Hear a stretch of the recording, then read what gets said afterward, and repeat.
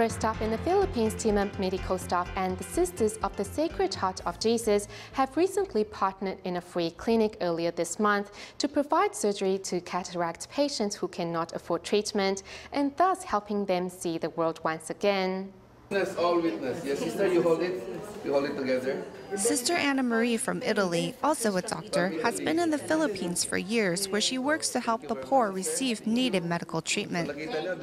Upon meeting Tzu Chi, the sister recognized the NGO's commitment to the poor, and the two orders soon came together to host regular free clinics in the community. The Tzu Chi clinic has first-rate equipment, thus allowing the poor to receive the same level of medical care as the rich. 2 years ago, Nelson Ramos started losing his vision. As it affected his ability to work, he soon after lost his job. After losing my job, some family friends introduced me to a village doctor who sold herbal treatments. However, after taking his medicine, my vision got worse.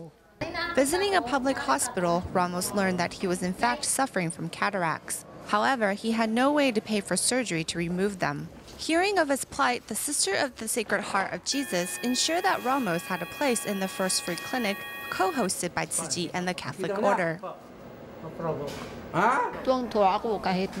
Because they helped my husband recover his vision, I'm so happy. Even though we don't have any money, I still feel so content. I am so happy that you helped my dad to be able to see the world again. It means that my dad can now come to my graduation ceremony. Now with eyes to see, Ramos can see his beautiful daughter graduate from high school and look forward to better days ahead.